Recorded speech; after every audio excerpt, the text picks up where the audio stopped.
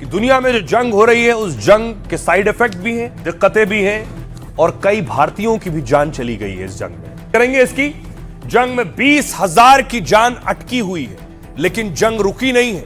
यह तस्वीर आप देख रहे हैं, इजराइल ने यानी नेतन्याहू ने लेबनान पर अटैक किया है और इस बिल्डिंग को उड़ा दिया है।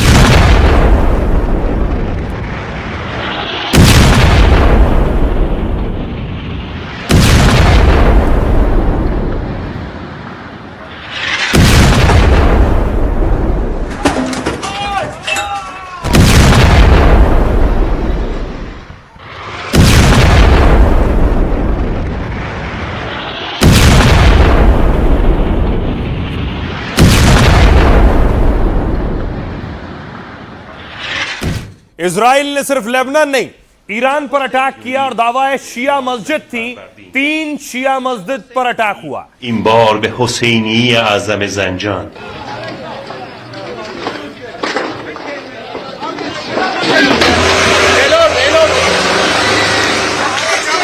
در این حمله ورشکار نقض اصول انسانی شنبه 11 فروردین 3 शिया मस्जिद है जिस पर हमला हुआ है। आग का गोला आपको नजर आ रहा है, मिसाइल अटैक था शिया मस्जिद पर। और दूसरी तरफ ईरान ने एक बड़ी मिसाइल का टेस्ट कर लिया है, मिसाइल लॉन्च कर दी है। कद्र मिसाइल है। कद्र मिसाइल की खासियत यह है कि यह 2000 किलोमीटर तक मार कर सकती है।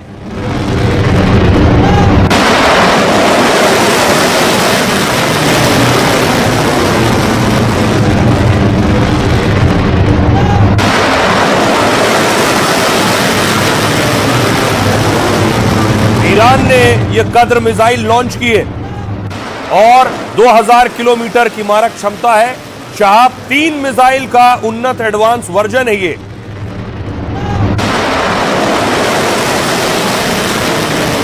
कद्र का मतलब है शक्ति। ईरान ने अपना शक्ति प्रदर्शन किया और उसके बाद ईरान ने ड्रोन अटैक किया है। ये ड्रोन सीधे दागे इजराइल और अमेरिकन बेसिस पर।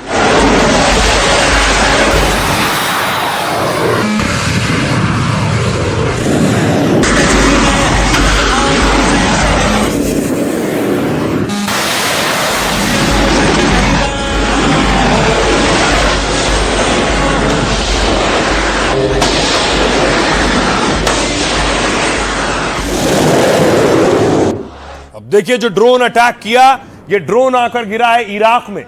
अमेरिकी ठिकाने पर यह ड्रोन अटैक हुआ।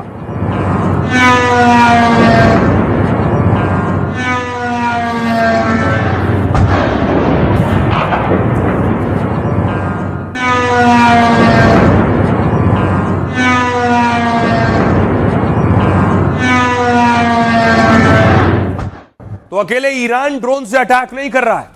लेबनान में हिजबुल्लाह देखिए जरा, हिजबुल्लाह किस तरह से इजराइल पर ड्रोन हमले कर रहा है।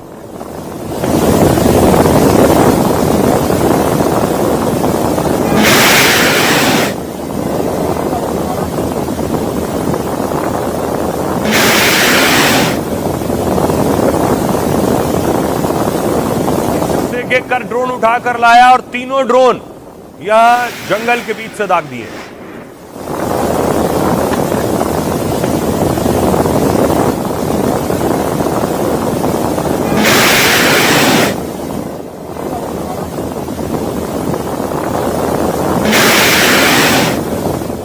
तो ईरान ड्रोन दाग रहा है, हिजबुल्लाह ड्रोन दाग रहा है और इराकी लड़ाके जो हैं इराक से ड्रोन दाग रहे हैं। ये वीडियो उन्हीं इराक रेजिस्टेंस फोर्स ने जारी किया।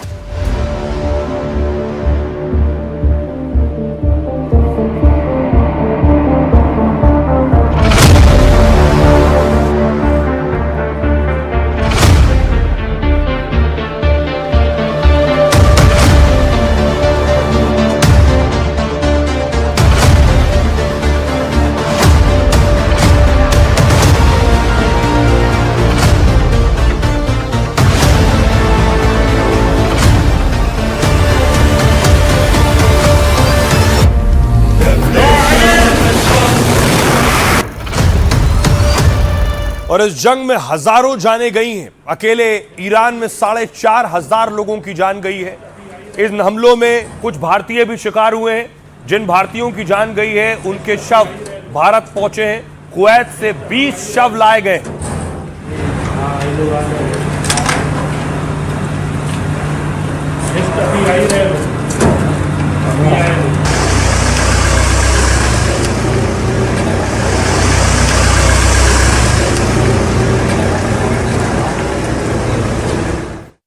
इस जंग के बीच पूरी दुनिया संकट में है। तेल का हो, गैस का हो, या जो लोग फंसे हुए हैं उनसे जुड़ा हुआ मानवीय संकट हो, इस संकट को बखूबी भारत सरकार समझ रही है। प्रधानमंत्री नरेंद्र मोदी ने आज कैबिनेट कमेटी ऑन सिक्योरिटी, जो सबसे बड़ी कैबिनेट है, उसकी बैठक ली है पीएम मोदी ने।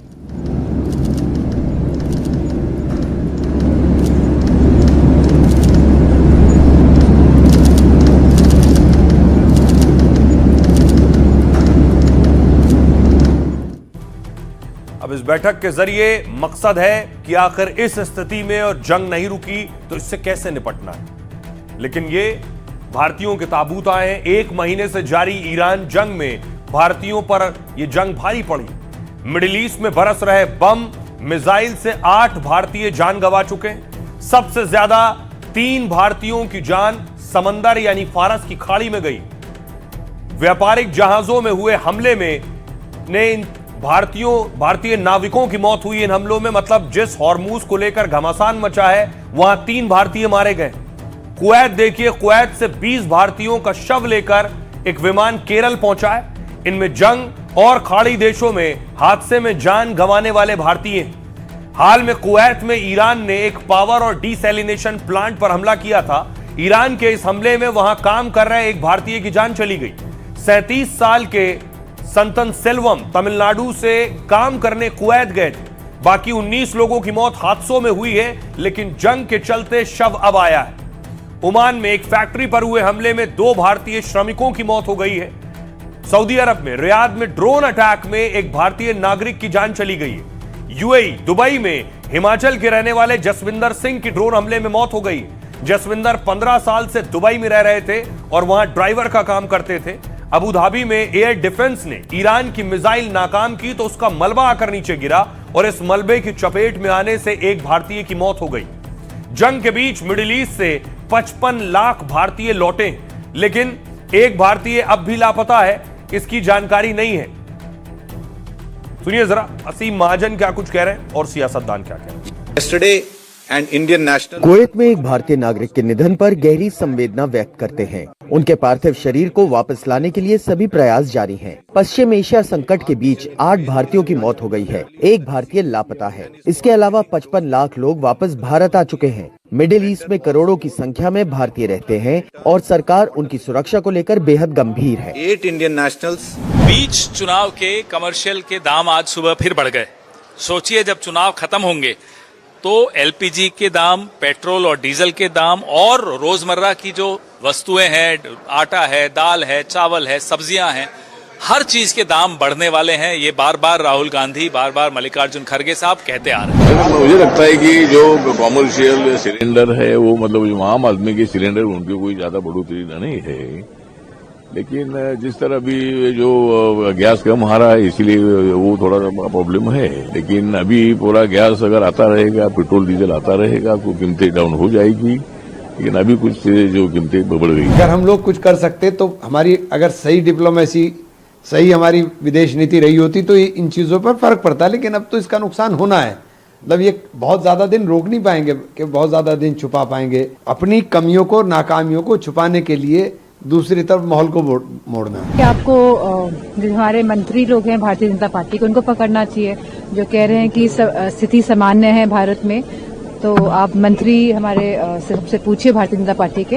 ये वॉर चल रहा है और इतना अब तो 1 महीना से ज्यादा हो गया। ये अगर प्रॉब्लम है तो ये प्रॉब्लम ग्लोबल है ना, कोई इंडिया भारत सरकार का क्रिएट किया हुआ प्रॉब्लम नहीं ना है।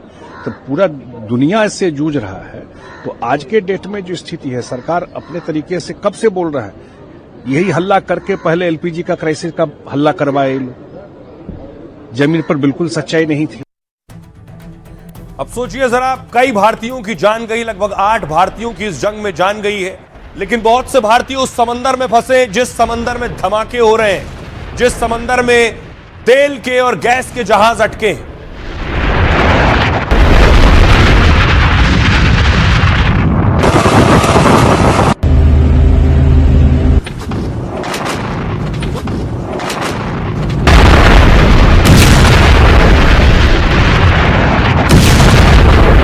अब सोचिए जरा, ऐसे समंदर के दरमियान जहाज अटके हुए हैं। इन जहाजों में भारतीय जहाज भी हैं, दुनिया के दूसरे देशों के जहाज हैं। बड़ी बात यह, जो लोग इस जहाज में सवार हैं वो 1 महीने से यहां फंसे। उनकी हालत सोचिए क्या होगी।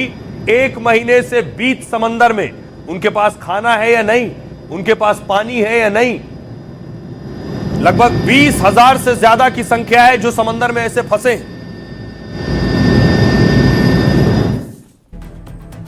1 महीने से जंग जारी है। 3,000 जहाजों के लिए मुसीबत बन गई है। दूर तक जहाज है। ईरान जंग के चलते दुनिया भर के 20,000 नाविक इस वक्त हॉर्मुज में फंसे हैं। 20,000 नाविकों का बम के साथ भूख से मरने का भी खतरा बढ़ गया है। नाविकों की हेल्पलाइन चलाने वाली संस्थाओं का कहना है कि खाड़ी में फंसे जहाजों के नाविक से लगातार संपर्क कर रहे हैं। नाविक अपने देश वापस भेजे जाने मुआवजे की मांग कर रहे हैं। जहाज पर खाना और पानी खत्म होने की कगार पर है। International transport workers association ITF की अपनी बचाव टीम है। नाविकों की मदद करने वाले संगठन ने 24 मार्च को एक मेल भेजा था। उसमें लिखा था, हमारा जहाज नाविकों की सेहत और राशन को लेकर इमरजेंसी की हालत में है। जिंदा रखने के लिए तुरंत खाना, पीने का पानी और जरूरी सामान भेजना है। नाविकों के सिर पर हर सेकंड मौत की तलवार लटक रही है। नाविकों के 1,000 से ज्यादा ईमेल और मैसेज मिल चुके हैं। नाविकों में हर तरफ डर और तनाव का माहौल है। मुझे रात के 2 बजे 3 बजे भी नाविकों का फोन आ रहा है। उनके पास सैटेलाइट फोन होते हैं। यहाँ उन्हें इंटरनेट मिलता है तो वो तुरंत कॉल करते हैं, मेल करते हैं। एक नाविक ने घबराकर फोन किया और कहा कि यहां बम बरस रहे हैं, हम मरना नहीं चाहते हैं, हमारी मदद कीजिए, हमें बचा लीजिए। हॉर्मुज में करीब 500 भारतीय नाविक भी हैं। 33 दिन से फंसे हैं। सरकार ने कहा है सभी भारतीय सुरक्षित हैं और भरोसा दिलाया कि जल्द सभी लौटेंगे। सुनिए जरा राजेश सिन्हा क्या कह रहे हैं और जो नाविक फंसे थे हॉर्मुज में, लौटे हैं वहां से, वो क्या कह रहे हैं। पहाड़ी क्षेत्र में कोई भी भारतीय ध्वज या नाविक के विषय में कोई सूचना पिछले 24 घंटे में नहीं है। सभी सुरक्षित हैं। पर्शियन गल्फ में जो 20 जहाज हैं भारतीय ध्वज के, उसपे 540 भारतीय नाविक हैं, वे भी सुरक्षित हैं। किसी भी पोर्ट पे, मेजर पोर्ट या अदर देन मेजर पोर्ट पे कोई कंजेशन या भीड़ भाड़ की कोई सूचना नहीं है। हम होटल में थे जब ये वार एकदम से स्टार्ट हुआ। हमें कुछ नहीं पता था क्योंकि हमारे पास ना मोबाइल थे और न्यूज़ भी हमने नहीं देखी। तो बस हमें आवाज़ें सुनाई आ गई एकदम से और फिर हमें एम्बेसी से कॉल आई कि ऐसे ऐसे वार चालू हो गया है और आप लोग होटल से बाहर मत आना। और हमने फिर शिप पे बात करी कैप्टन से, तो कैप्टन ने बोला कि हम लोग भी जो है रेस्क्यू करने की कोशिश कर रहे हैं और शिप को अबंडन करेंगे क्योंकि हमारे सामने जो है नेवी का जो बेस था वो पूरा उड़ा दिया है और हमें डर लग रहा है। तो उन्होंने मतलब कि DG शिपिंग में एम्बेसी में कंपनी से बात करके कि बोला कि हम क्रू की सेफ्टी देखते हुए शिप को अबंडन कर रहे हैं। फिर 25 दिन जो हम होटल में थे, पूरे 25 दिन हमने मतलब बमों की, धमाकों की, मिसाइलों की इनकी आवाज़ें सुनी। तो हमें टेंशन रहती थी अपनी कि पता नहीं कब यहाँ से निकल पाएंगे, कब सब कुछ बंद होगा और कब फ्लाइट्स ओपन होगी।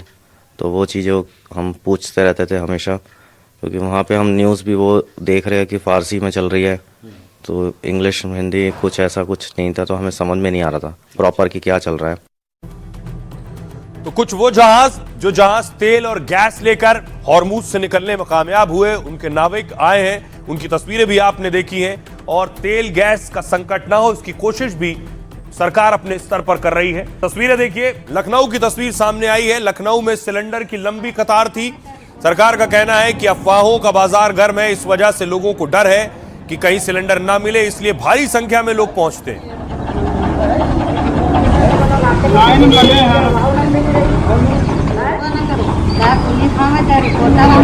आइए अब आपको लिए चलता हूं बिहार की राजधानी पटना। पटना में आप देख रहे हैं बड़ी भीड़ है पटना में।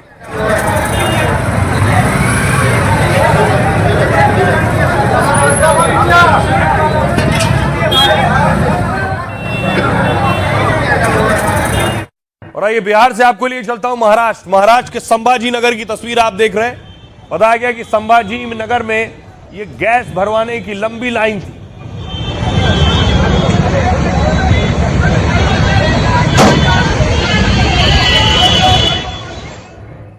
अब आपको लिए चलता हूं श्रीनगर। ये श्रीनगर की तस्वीर है, यहां भी लंबी लाइन है सिलेंडर भरवाने वालों की।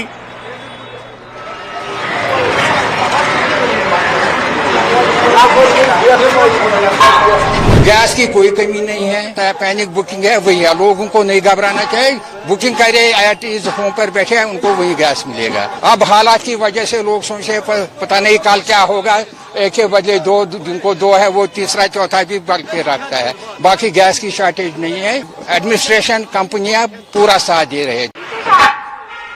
तो 4 राज्यों की तस्वीर आपने देखी। अब आपको 5वें राज्य लिए चलता हूं, हरियाणा।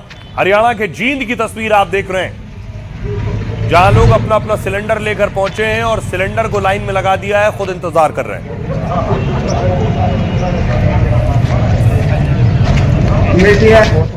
अब आपको छठे राज्य राजस्थान लिए चलता हूं। उससे पहले ये तस्वीर देखिए, ये वो लोग हैं भीलवाड़ा के। भीलवाड़ा में अफवाह फैलाने के आरोप में अफवाहबाजों पर शिकंजा कसा है।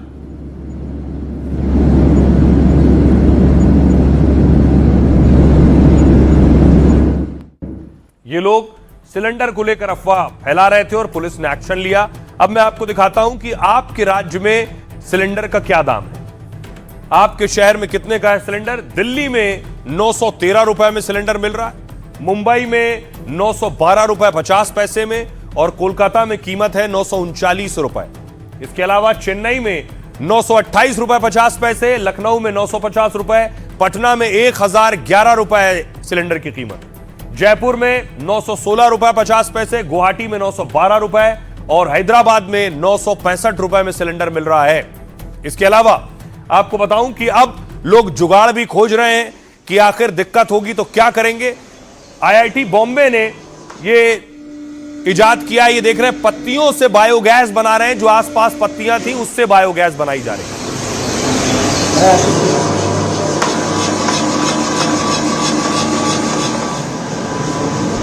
सूखे पत्ते जो है, ट्विग्स होते हैं, उसमें भी वो अगर जलाते हैं तो उससे हमको एनर्जी मिलती है ना। उसको पहले पैलेट्स में कन्वर्ट किया जाता है, उसको कंप्रेस किया जाता है, जो यूनिट है हमने जो डिजाइन किया है उसमें डाला जाता है, और उससे जो गैस बनेगी उसको हम प्रोड्यूसर गैस बोलते हैं।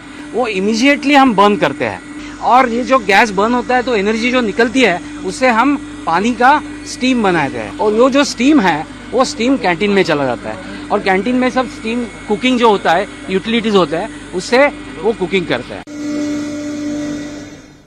तो जब आपदा हो तो अफसर भी खोजा जाता है और जुगाड़ भी। ये प्रयागराज से तस्वीर आई है, देखिए प्रयागराज में इंजन ऑयल जो था उससे कैसे जलेबी तल रहा है।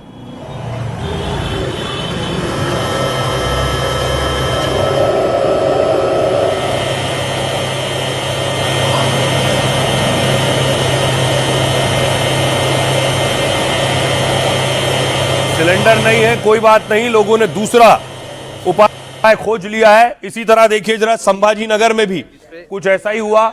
एक दुकान वाले ने जो पकौड़ा तल रहा है और जलेबी छान रहा है। साइकिल में हवा भरने वाला पंप है और एक छोटी सी गैस की टाकी है जिसमें डीजल भरकर ये जुगाड़ किया गया है, जिसपे उनका स्टोव चल रहा है। बाजार में लगाते हैं मिठाई की दुकान, उन्होंने ये जुगाड़ किया है जिसपे साइकिल में हवा भरने वाला पंप है और एक छोटी सी गैस की टाकी है जिसमें डीजल भरकर ये जुगाड़ किया गया है, जिसपे उनका स्टोव चल रहा है। अब देखिए हो क्या रहा है, बहुत से रेस्टोरेंट ने कमर्शियल सिलेंडर महंगा हुआ तो उन्होंने खाने के दाम भी बढ़ा दिए। जंग के बीच कमर्शियल सिलेंडर की कीमतों में भारी इजाफा हुआ है। दिल्ली में कमर्शियल सिलेंडर की कीमतें 194 रुपए बढ़ गई। कोलकाता, चेन्नई में 200 से ज्यादा रुपए की बढ़ोतरी हुई है और दिल्ली में 19 किलो वाले कमर्शियल सिलेंडर की कीमत 2078 रुपए 50 पैसे। पिछले 4 महीनों में यह करीब 500 रुपए तक महंगा हो गया है। होटल, रेस्टोरेंट में इसी कमर्शियल सिलेंडर का इस्तेमाल होता है। इसमें रेस्टोरेंट में खाना महंगा हो जाएगा। होटल और रेस्टोरेंट मालिक बढ़ी हुई लागत ग्राहकों पर डाल सकते हैं, जिससे लोगों के लिए खाना यहां महंगा हो सकता है।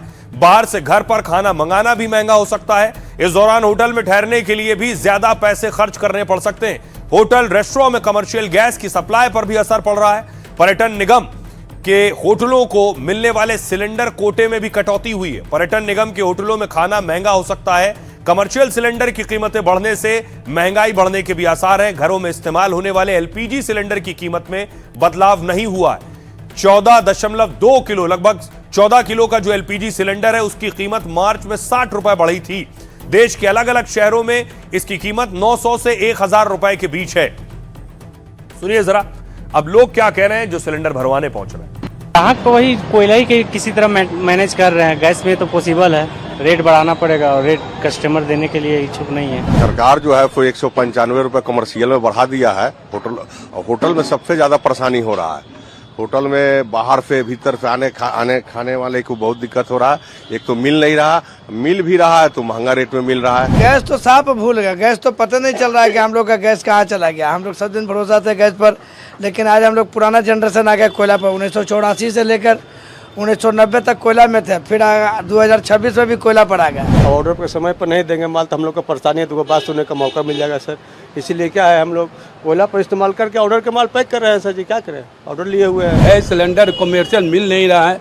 दूसरी बात की रेट भी बढ़ा दिए, तैयो मिल जाए तो अब ये रोटी के गाँव घूर रहे हैं, खाली चावल बिक रहा है। ठेला पर खाना बनाते हैं, 50 रुपये प्लेट बेचते हैं। अब गैस इतना महंगा हो गया, 195 रुपया बढ़ गया है। गरीब लोग भूखमरी के कगार पर आ गए हैं। हम तो 4 दिन बाद दुकान खुले हैं। हम बहन के यहाँ से सिलेंडर लाए, 4 दिन बाद खोले। तो अब मार किस पे कस्टमर पे पड़ेगी।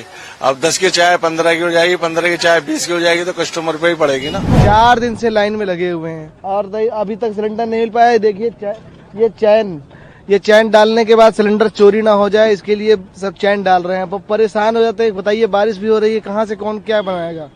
घर में सिलेंडर भी नहीं है। अब 4 दिन से दौड़ आ रहे हैं कि अब मिल जाएगा, अब मिल जाएगा, किसी को नहीं। ये देखिए माता जी बैठी हैं। तो रोजाना आप लोग यहाँ रोजाना आ रहे हैं। 4 दिन से हम लाइन में लगे हैं। 4 दिन से ये सिलेंडर यहीं पर जी, दिन रात यहीं यहीं पे। गाड़ी वाड़ी नहीं पहुँच रही है यहाँ? गाड़ी कल आई थी, आज कैंसिल बता रहे हैं कि कैंसिल है, कल आएगी। जो कचौड़ी हम 30 की बेच रहे हैं वो 40 की बेचेंगे। भटूरे की प्लेट 40 की बेच रहे हैं, 50 की करेंगे। जब गैस पे पैसे बढ़ रहे हैं, तेल पे पैसे बढ़ रहे हैं, हर चीज पे पैसे बढ़ रहे हैं, तो हमें ये सौदा बढ़ा के बेचेंगे तो ग्राहक हमारी दुकानदारी तो बेकार, दुकानदारी हमें बिल्कुल डाउन हो जाएगी।